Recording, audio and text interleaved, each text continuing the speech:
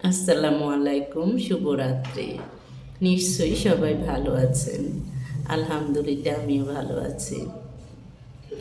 আজকে আমি আপনাদের সাথে আলোচনা করব, যেমন আমরা দেখা যায় যে অনেককে বলি যে অমুক হিন্দু, অমুক খ্রিস্টান, এদের সাথে মিলতে নেই, মিশতে নেই, এদের সাথে মিশলে গুনাহ হবে। তা কিন্তু নয়, কারণ আমরা সবাই হলাম এক স্রষ্টার সৃষ্টি। সকল ধর্মের মূল কথা হচ্ছে এক স্রষ্টার উপাসনা করো। আপনি মুসলমান ইসলামের মুসলমান ধর্মেও আছে যে তুমি তোমার সৃষ্টিকর্তার ইবাদত করো। অনুরূপ অন্যান্য ধর্মেও আছে যে তুমি তোমার সৃষ্টিকর্তার উপাসনা করো, অর্থাৎ প্রার্থনা করো। সবার সাথে সদাচরণ করো আর সৃষ্টির সেবা করো, তাহলেই তুমি পরিত্রাণ পাবে। সৃষ্টি বলতে আল্লাহর সৃষ্টি যে কোনো জিনিসের সেবা করো। আমরা তো দেখা যায় যে আবার প্রতিটি ধর্ম বলে তুমি এসেছো স্রষ্টার কাছ থেকে, কিছুকাল এই পৃথিবীতে থাকবে, তারপর আবার স্রষ্টার কাছে চলে যাবে। কিছুকাল থাকবে, এটা হলো তোমার কর্মস্থলে। এই কর্মস্থলে যে যেমন কাজ করবে সে তেমন ফল ভোগ করবে। হ্যাঁ, আমি একটা কথা বলেছিলাম, আমরা সবাই আল্লাহর সৃষ্টিকে ভালোবাসবো। সেটা ঠিক আছে, আল্লাহর সৃষ্টি, কিন্তু আল্লাহর সৃষ্টি কিছু কিছু আছে, আসলে এটা কিন্তু অমূলক না থাকা। কারণ আল্লাহ মানুষের মস্তিষ্ক দিয়েছে। অনেকেই বলে কেউ মুখ খারাপ করছে, আল্লাহ লিখে রাখাতে, আল্লাহ লিখে নেয়, আল্লাহ মস্তিষ্ক দিয়েছে। সে মস্তিষ্ককে কাজে লাগিয়ে যে যেভাবে কাজে লাগাতে পারে তার গতিপথ সেভাবে নির্ধারিত হয়। যে খারাপ কাজে ব্যয় করে সে খারাপ ফল ভোগ করবে, যে ভালো কাজে ব্যয় করে সে ভালো ফল ভোগ করবেন। তবে আমি আজকে একটা কথা বলবো, যেমন নারী জাতি কিন্তু ইসলামে নারী জাতির সম্মান অনেক উপরে। নারী জাতি মায়ের জাতি, নারী জাতির সম্মান মায়ের জাতি।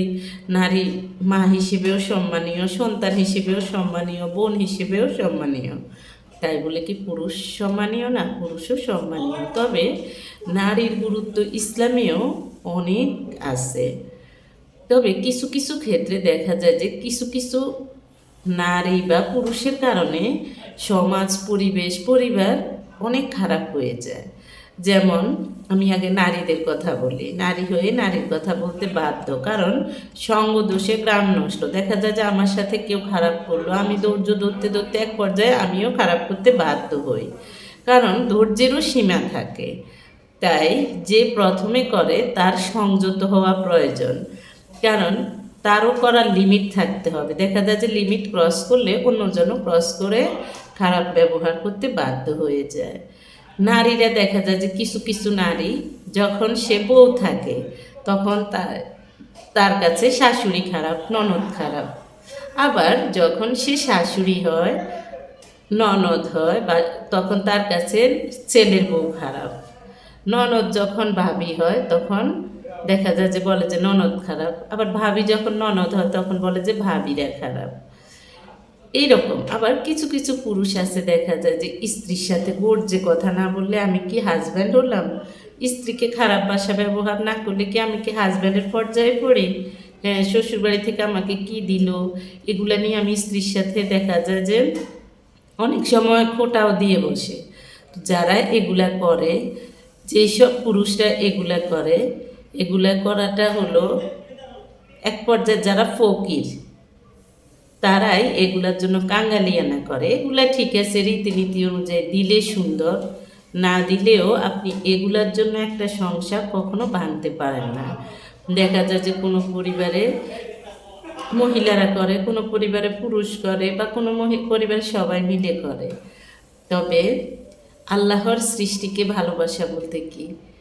আপনি যাকে বিভিন্নভাবে নির্যাতন করছেন, মেন্টাল টর্চার, কেউ শারীরিক টর্চার করে, এই টর্চারগুলোও কি আপনি আল্লাহর সৃষ্টিকে কষ্ট দিচ্ছেন না? হ্যাঁ, আল্লাহর সৃষ্টিকে কষ্ট দিচ্ছেন। তাহলে আপনি কিভাবে আশা করবেন আপনি ভালো থাকবেন? তবে আপনি মনে রাখবেন, যারা এগুলো করে তারা কখনো ভালো থাকে না। তারা দেখা যায় যে বিভিন্ন রকম অসুখী থাকে অর্থাৎ শরীরে মনের অশান্তি থাকে, শরীরে অশান্তি থাকে, শরীরে অসুস্থতা থাকে। কারণ আপনি আল্লাহর সৃষ্টিকে ভালোবাসবেন, আল্লাহ অটোমেটিক আপনাকে ভালো রাখবে।